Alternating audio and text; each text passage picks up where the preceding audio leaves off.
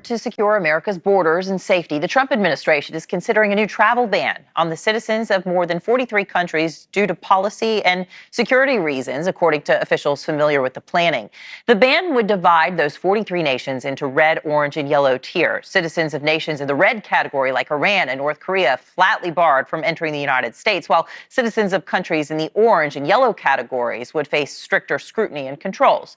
Trump also issued travel bans targeting Muslim countries during his first term as president that were repeatedly challenged by the courts and protested in the streets. One area of grave concern would be the declared change in U.S. trade policy. Hello, brothers and sisters. Now, the shocking news is that the U.S. is trying to sanction and red flag some countries from attaining the U.S. visa. And these countries are majorly from the Caribbean, and they are black-dominated countries. Now, there are 6 countries in the Caribbean that are being red flagged, and there are 22 countries in Africa. What's really not happening with the Donald Trump administration? So I think this is being triggered by the fact that a lot of African countries are talking about the unity of this continent, and a lot of the Caribbean countries that belong to CARICOM are talking about the unity of black folks, the Caribbean joining Africa. And the fact that the Caribbean countries are siding with whatever is happening with Cuba right now, this is whatever has brought this mess around. So let's watch this video, then really have a quick discussion at the end of it. Thank you so much.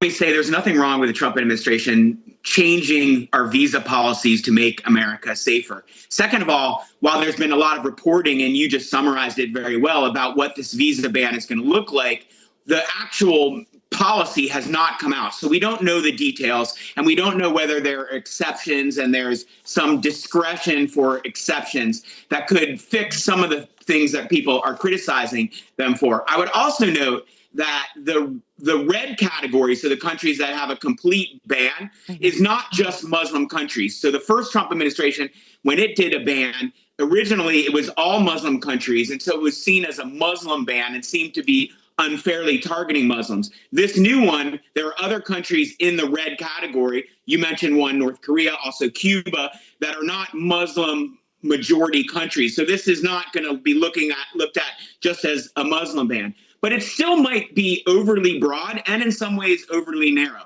The way it's overly broad is that there are some countries on here, like Afghanistan, for instance, where, yes, there are bad people in Afghanistan. It's run by the Taliban, but there are also good people in Afghanistan still, people that helped our U.S. troops and our U.S. diplomats during the long war there, people that we know are friends of America. And so you don't want to ban all of them. Similarly, a country like Libya, it's a country that has problems. It has security issues.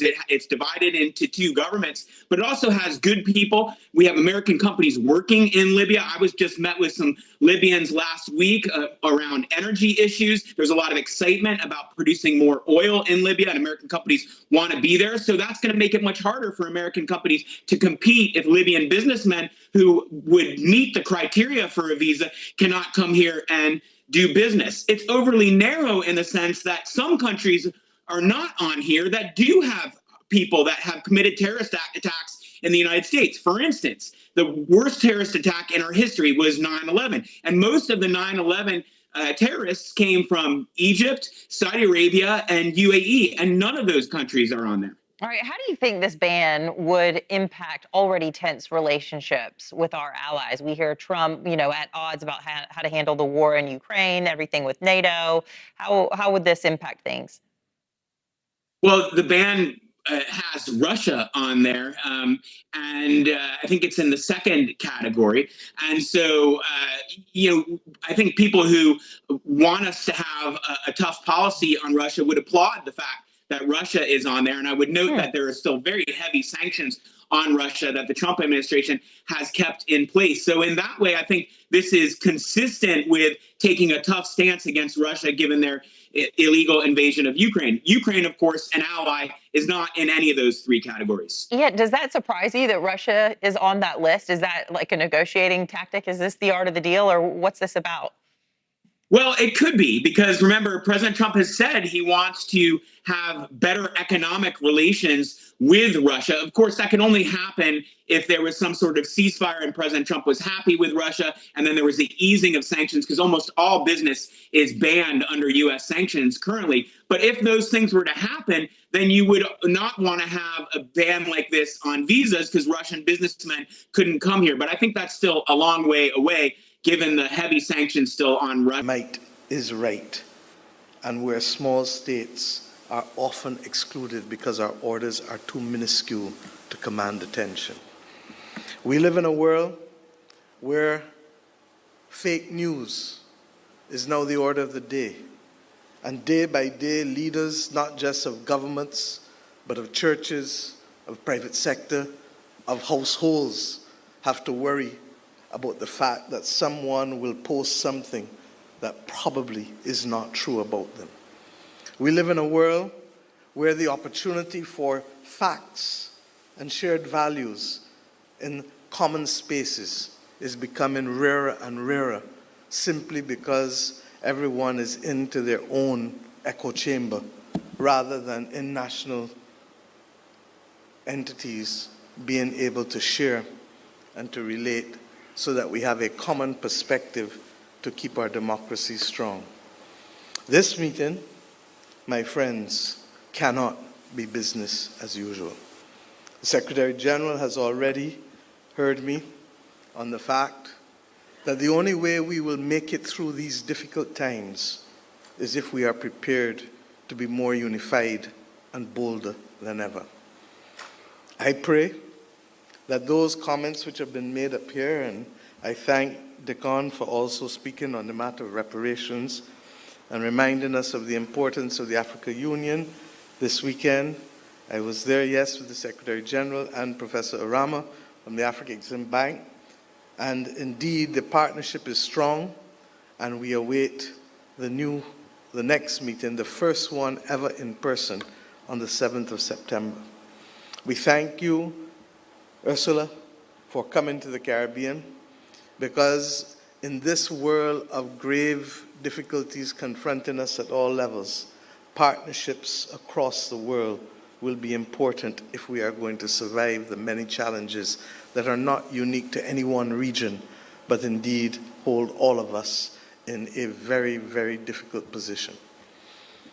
I ask us, as we reflect on these matters, to recognize that if this institution of regional unity is to be fit for purpose in the 21st century, the third decade, then it may well require some decisions, Ralph, that those of you like Roosevelt and yourself may have wanted to see in the past, but have eluded us thus far. Freedom of movement of Caribbean people is at the center of who and why we are here. And I trust and pray that we can leave Bridgetown with clarity on this objective. Secondly, the issue of cost of living continues to bedevil too many of our people, and we run the risk that our traditional sources of food may well become more difficult to access because of the climate crisis and because of decisions on the movement of labor. And to that extent, while we have spoken at length always about creating new sources for imports while boosting our production regionally, we can no longer speak about it, but it must become our reality, because food and water are the new oil of this 21st century.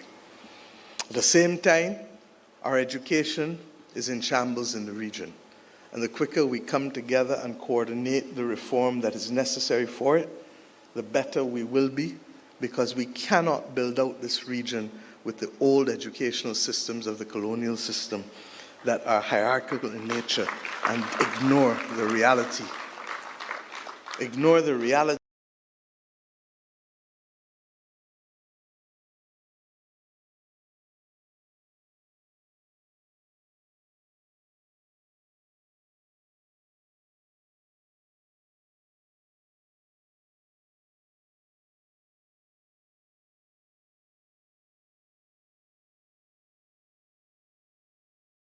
We did not manufacture in the past nor now guns. And the Secretary General of the UN has put it most appropriately in his speech. But suffice it to say, as I said on our own Independence Day in Barbados last year, we in this region are paying too high a price for the Second Amendment rights of Americans.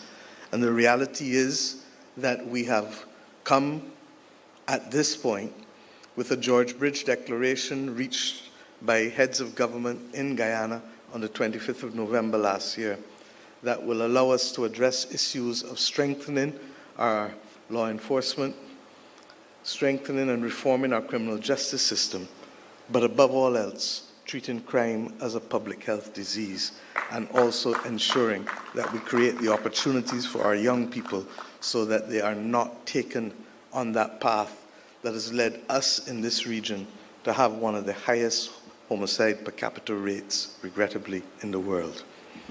My friends, I have said these things recognizing that if ever there was a time for us to make bare our hearts and our minds to each other as heads of government, it is at this point. And I trust and pray that if we are able to do so, then we truly can hold hands and walk in lockstep. This is not a moment today for me for a lot of long talk or a lot of long speeches. What is required of me as chairman is to ask each and every one of us to make that commitment, to expose our hearts and our minds and find common ground and common purpose so as to ensure that as the world starts to fall in ways that none of us expected 20, 30 years ago or even 10 years ago, that we can hold a center, recognizing that we will always, always, always be stronger together. We have a responsibility to reform this institution. We have spoken for too long as to the need for independent funding mechanisms, whether it is assessed at the imports, whether it is an issue of a small fee for all border passings, people coming in and out of our borders, or whether it is the assignment of renewable energy licenses to CARICOM and our regional institutions. The time is upon us for settling the independent funding of this Caribbean community. In addition, we need to review the governance mechanisms and to recognize that there may be a need for a greater political voice alongside the administrative structures of CARICOM as we have come to know it over the last few decades. I pray that as we reflect on the urgent need for cooperation and unity, that above all else, we shall continue to see our people up front and center. In that regard, the Haitian people must be at the center of all that we reflect upon. Their situation continues to be of major concern to us, and it is not going to be sufficient just to be able to say that Haiti will have an election on November 15th. It is not going to be sufficient to just stabilize the security situation of Haiti. 30 years ago, when I came to public life, my Prime Minister at the time made his first trip when he was sworn in to Washington to deal with the issue of Haiti. 30 years on, we are dealing with it again. In the absence of a proper development plan that sees the people of Haiti, that gives them minimum rights of education and access to health care and all of the other basic rights that we fight for our own citizens. In the absence of that, Haiti will be around as a problem in another 10, 20, and 30 years. That cannot be the aspiration of Caribbean people. I ask us as we come to Bridgetown, therefore, to appreciate that we may not have the luxury of having a heads meeting that follows the usual template.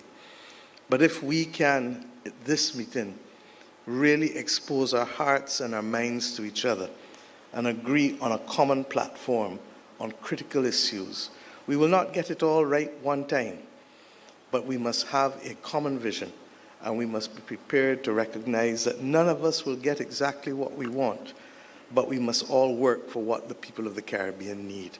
And if we can do that, then we will have run successfully our leg of the relay race. It was once said, when the West Indies Federation broke, that 1 from 10 leaves 0. Today, the heads of government and the heads of state of the Caribbean region must show in a mathematical way that 1 times 15 is equal to 1. If 1 times 15 is equal to 1, then we shall be able to withstand all that is thrown upon us from the world and from within, and arise to the point where we will bring to our people a level of economic development, stability, and prosperity, in spite of the fact that for 6 months of the year we live in fear of that climate crisis, in spite of the fact that we are subject to international economic shocks, in spite of the fact that all of these things continue to be devilish. And why? Because we come from a proud people who have known what it is to be resilient and to rise above all challenges. Indeed, the challenges that we face in the 21st century at a personal level cannot come close to what our ancestors were forced to confront in the settlement of this modern region. So my friends, I want to thank you. I want to salute the people who performed on this platform. I want to salute my young citizens who spoke in a way that almost did not make it necessary for me to speak this evening on this platform. And I invite you, as you reflect on this meeting, to recognize that with a true Caribbean flair, we can do serious things while still remembering who we are and how we move as a people and our culture.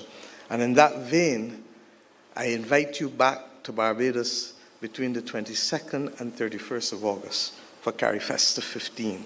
I say to my brothers and sisters as heads, please ensure that we can have, even in the midst of all of this, an expression of our creativity, from fashion to food, from art to music to dance to sculpture to talk, which we do well. Let CariFesta 15 be that relief point for our people, and that allows us to show the world that in spite of everything else that we face, we have not lost the essence and the flair of being a true Caribbean person. An important achievement of this conference is the unanimous adoption of procedures on the refusal of entry, which will be applied at the border.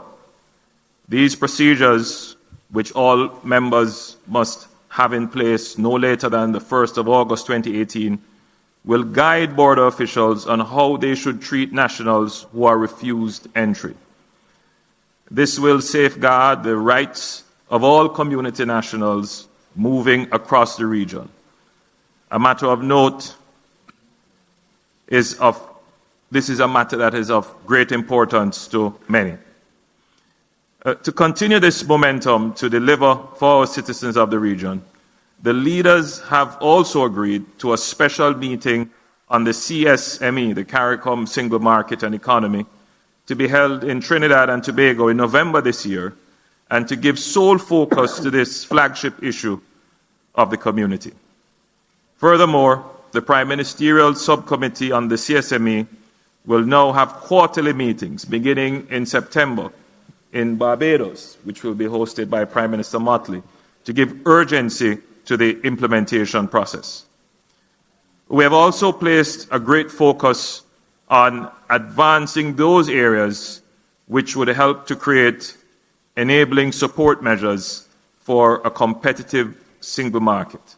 These include an investment policy, an investment code, an incentives regime, an integrated capital market, and securities legislation. As leaders, we expect that these matters will be ready for full adoption at the 40th meeting of the conference in July 2019. These mechanisms will enable strong support measures for a successful CSME. We have also simplified administrative procedures for the issuance of skills certificates and police certificates of character. In respect of the CARICOM Review Commission report, the heads agreed that it would be taken into account in the work of the Prime Ministerial Subcommittee on the CSME and at a special meeting of conference in November 2018. In relation to building resilience, member states were urged to promote and maintain the regional response mechanism coordinated by SEDEMA and encourage the international community to align its support with this mechanism, including early recovery. On the matter of security, regional security agencies were mandated to work closely with national security heads to address the various challenges, emphasizing the need to strengthen the network of security heads in the region to promote further information and intelligence sharing. Member states were also encouraged to urgently update all legal instruments required to combat crime and enhance regional security. Heads of government also endorsed 6 priorities related to non-communicable diseases for the region to advocate for during the negotiation of the outcome political document. These are establishing and maintaining a smoke-free status for the region, implementing policies geared to preventing childhood obesity, including for health promoting school environments and front of package labeling, promoting the elimination of cancer of the cervix, support for mitigation of post-disaster vulnerabilities related to NCDs, in particular nutrition, treatment and care, increasing international financing and technical support, and strengthening accountability through national coordinating mechanisms. At this 39th conference, we welcome His Excellency Miguel Diaz-Canel, President of Cuba, and acknowledge the continued strength of the fraternal relations between CARICOM and Cuba based on strong solidarity, mutual support, and technical cooperation. We underline the need to increase trade and economic relations, and in this regard, noted the proposal of Cuba to appoint working teams to identify commercial opportunities.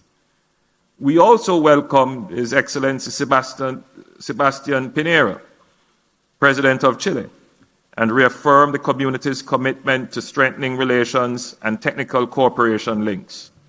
They also viewed the visit as an opportunity to explore the possibilities for further political dialogue and meaningful cooperation between CARICOM and Chile. CARICOM heads expressed an interest in furthering collaboration in areas of food security, the blue economy and oceans, and trade promotion. We have recognized that the current classification of marijuana as an illicit drug presents a challenge in the conduct of research to fully understand and ascertain the medicinal benefits of cannabis. We therefore agreed that action is necessary at the national level by the relevant authorities to review the current status of marijuana as a Schedule I drug with a view to reclassification. Hello, brothers and sisters. I hope you're all doing fine from wherever you're watching me from now. There are breaking news around the world right now that the US is trying to sanction some countries and trying to revoke their visas to the US, that some countries won't be able to make it, or you won't be moving from maybe some countries in the Caribbean going to work in the US, or from Africa going to work in the US. Now, we've seen this happening a lot of times, that they're trying to sanction our countries, they're trying to regulate how we travel around the world. And the question is today, why do they think that we must go to the US? Why must they try to sanction us? Because they know a narrative has been sold to us that going to the US is making it in life. And such things have made them to have some superior mentality of themselves that without them we can do it. And I'm very grateful that the Caribbean is coming intact, is coming together to fight all this oppression. And to begin with, so many, around 22 countries in Africa are being red flagged from going to the US. And these countries include Somalia, Sudan, Libya, Eritrea, Angola, Benin, Burkina Faso, Cameroon, and so many other countries, Equatorial Guinea, and the likes of Burkina Faso, Gambia, Liberia, Malawi, Mali, Equatorial Guinea, Zimbabwe. They have been given 60 days to address their concerns if they really want to move, if their population wants to move to the US, and they have to answer questions to the diplomats from the US. Now, the same is happening to the Caribbean and to the Caribbean, it is happening to the countries that are dominated by blacks. And these countries include Haiti, St. Lucia, St. Kitts, so many other countries, the Dominican Republic.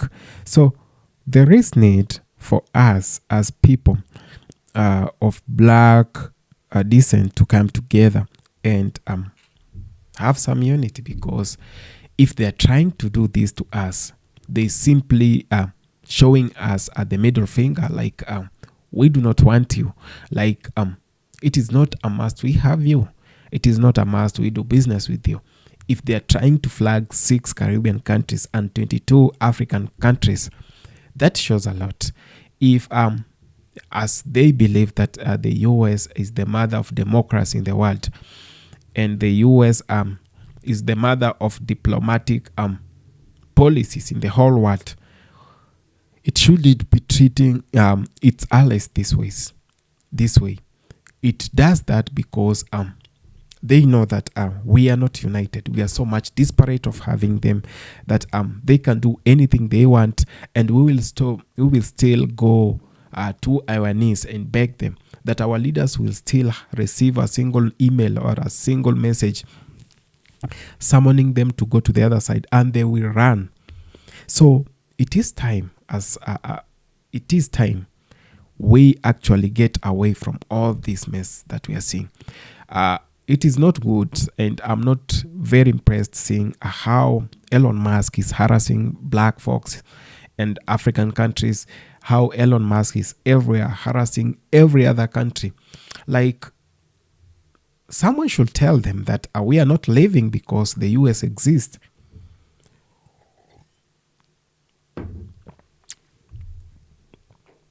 That we are not living because the US exists. In fact, the US has depended on African resources for the longest time.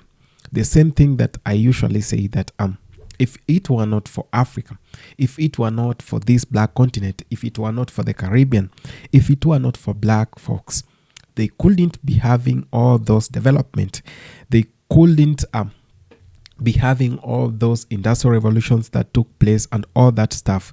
They have everything they have today because some black folks were taken from Africa. Some were sold from Africa. They went there to work for them in their fields.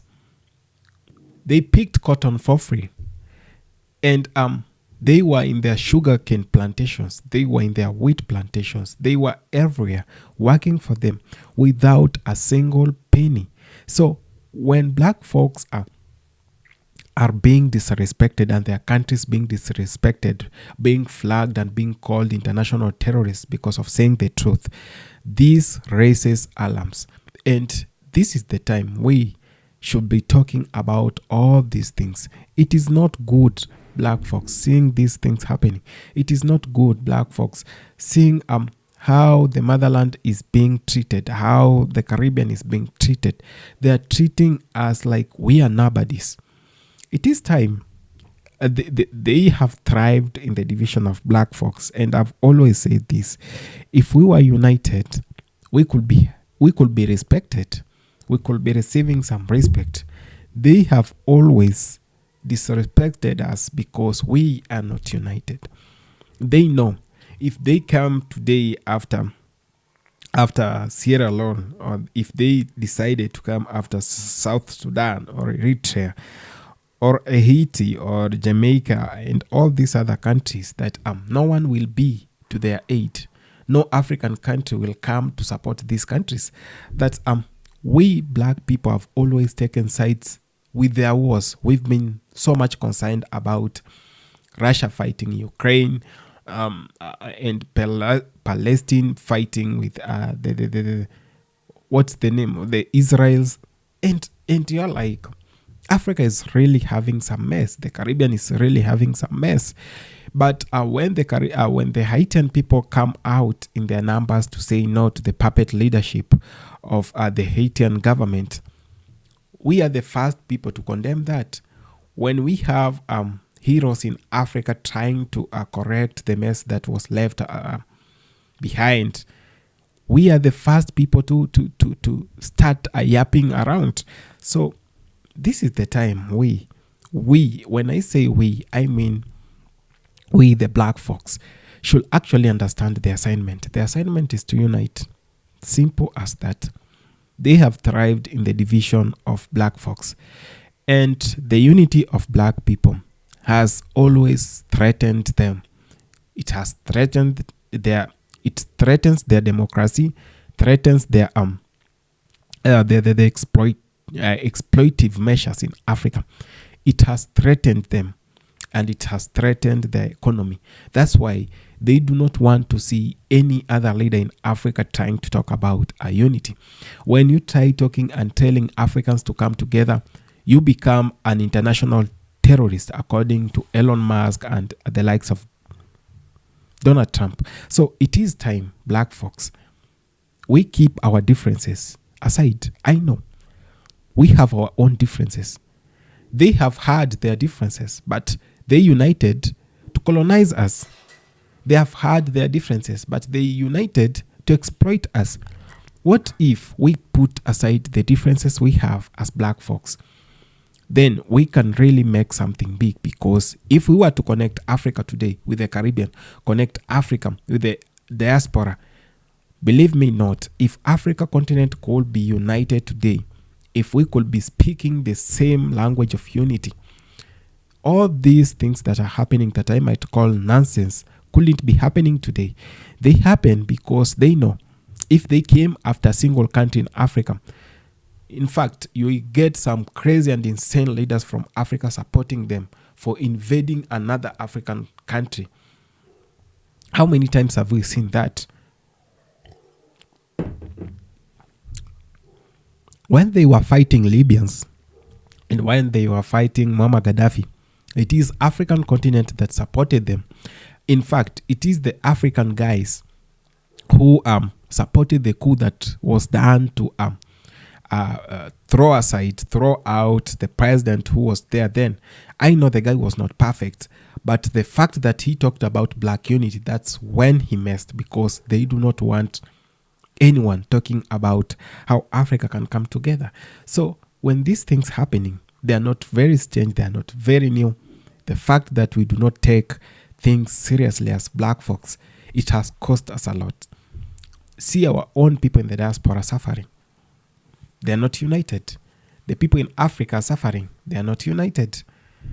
The people in the Caribbean are suffering. They are not united. In fact, you go to the Caribbean, I'm a Jamaican, I'm a Dominican, I'm a Barbadian, I'm a Guyan, and you wonder, they're all black folks there. And if you want to see how much unity can do to you, try it today. Try it, and you see how much you'll be strong. And try division and see how much you're going to collapse. African guys, if you're watching this video, the unity of Africa is whatever. The division of Africa is whatever has kept this continent the way it is. So if you're watching this video and you do not understand the assignment of unity, we are both done here. We are done. We are done. We are done. All we talk will not make sense if we do not take actions. They are red flagging us. They're trying to give us sanctions. but we are going to stand strong, and we are going to do whatever is good for the motherland. We are going to do whatever is good to the Caribbean, and we are going to do whatever matters a lot and whatever is good to the black folks. Thank you so much.